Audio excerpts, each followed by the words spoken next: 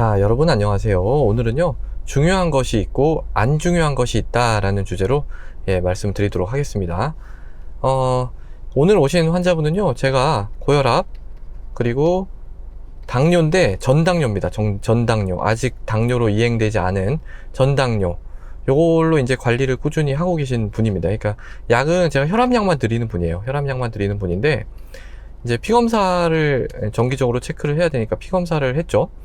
피검사를 했더니 이제 당화 혈색소가 5.9%였는데 6.1%로 이렇게 좀 오르는 거예요. 이게 이제 예전에는 5.5%였거든요. 조금씩 계속 오르죠. 5.5에서 5.9로 또 6.1로 이렇게 계속 오르고 있는 상태여서, 이건 정말 좀 뭔가 조심을 해야 된다. 운동하고 식사를 철저히 관리를 한다. 이런 거 설명을 드렸고요. 또 이제 콜레스테롤도 체크를 해보니까 LDL이 144가 나왔어요.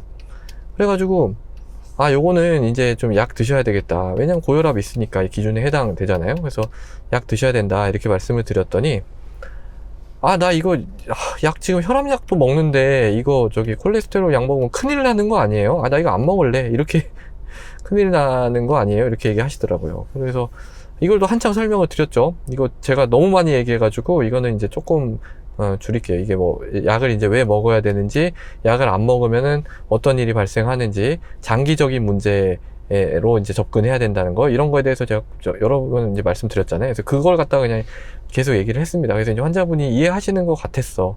그래가지고 약을 드리려고 하니까 환자분이, 그런데 혹시 인테반 먹어도 돼요? 이러는 거예요. 그래서 인테반이 뭐지? 그랬더니 저는 처음 들어봤어요. 이런 게 있다는 걸 처음 들어봤는데, 사람의 태반이래요.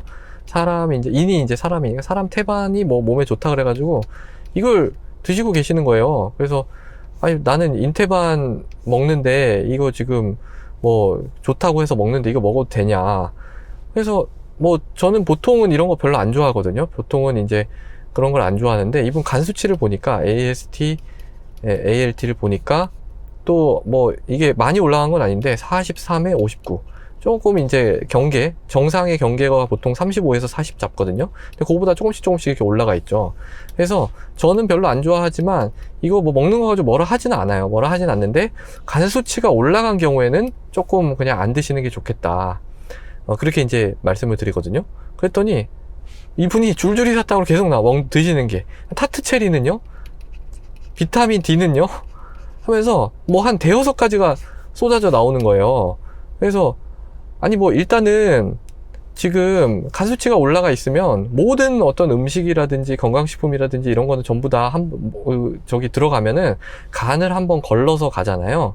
그러니까 간에 부담이 줄 수가 있다. 뭐든 간에 안 줄 수도 있지만 줄 수도 있기 때문에, 저라면은 이런 상태에서는 그거 안 할 것 같다. 이렇게 말씀을 드리니까, 비타민 D 같은 거 괜찮죠. 이런 거 괜찮은데, 이제 좀 베트남 같은 데서 이제 수입해온 그런 즙 이런 것도 드시는데, 그런 거는 조금 안 드셨으면 좋겠다. 인테반도 그냥 좀 안 드셨으면 좋겠다. 이거 드신다고 몸이 얼마나 좋아지겠어. 그러니까 이게 검증된 거예요. 이제 이런 거 자꾸 물어보고 이러니까 이분이 한참 고민하면서 아무리 생각해봐도 이거 너무 좋다고 해가지고 인테반은 꼭 먹어야 되겠다. 라고 하고 나머지는 한번 생각을 해보겠다. 이렇게 얘기를 하시는 거예요.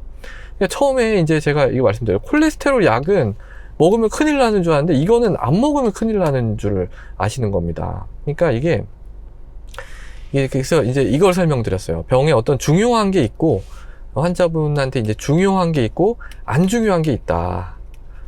중요하다는 건 뭐예요? 여러 어떤 연구나 이런 거에 의해서 이미 검증된 거. 이걸 안 하면은 문제가 발생할 확률이 있다. 그리고 이걸 하면은 그 문제를 발생할 확률을 낮출 수가 있다는 게 이미 검증이 된 거. 이런 건 중요한 거죠. 명확하잖아요. 안 중요한 거는 검증이 안 된 거. 그냥 주변에서 얘기 들어서 아는 거. 이런 게 이제 안 중요한 거다.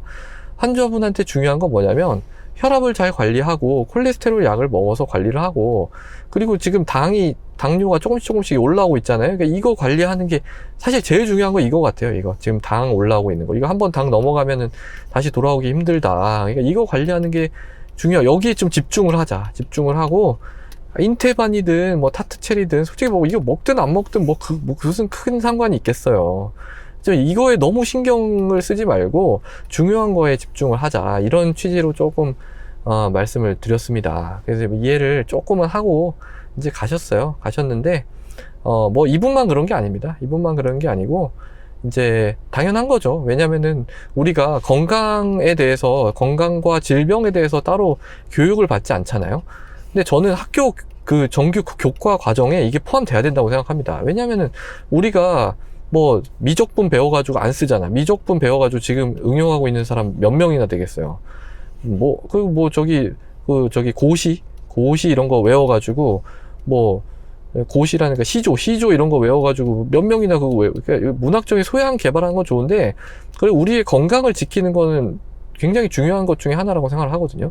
그래서 만약에 제가 이제 교육부 커리큘럼 만든다면 이거 넣을 것 같아. 중학생 때부터 건강과 질병 해가지고, 중학생 때는 그 생물학에서 조금 배우잖아요. 그거 연계해가지고 하고, 고등학교 때는 웬만한 우리 기관에 대해서는 다 배우거든요. 소화기관, 순환기관, 생식기관 다 배우거든요. 그럼 그거 해서 병 살짝 해가지고, 사실 그런 기관 배우는 것보다 병 배우는 게 더 낫지 않나? 왜냐면은 나중에 이제, 그러니까 꼭 그 병에 대해서 배운다기보다는 그냥 어떤 기본 원칙, 그러니까 왜 이제 병에 걸렸을 때 어떤 그 카테고리의 병이 있고, 주로 하는 실수가 뭐고, 그래서 내가 건강을 지키려면 어떻게 해야 된다, 그런 거는 그냥 중학생이나 고등학생도 충분히 이해할 수 있거든요. 그래서 그런 교육이 좀 저는 필요하다고 생각을 합니다. 이게 이제 중요한 거하고, 그런 게 안 돼 있기 때문에 이제 이런 시장이 엄청 커요. 거의 의료 시장보다 더 커지려고 하고 있어요. 이런 거, 건강식품하고 이런 쪽이 훨씬 더 지금 프로핏이 많이 나는 그런 시장인데, 이거 좀 약간 문제 있지 않나, 저는 그런 생각을 합니다. 자, 그래서 오늘은요, 중요한 것이 있고 안 중요한 것이 있다라는 주제로 말씀드렸습니다. 오늘도 경청해 주셔서 대단히 감사합니다.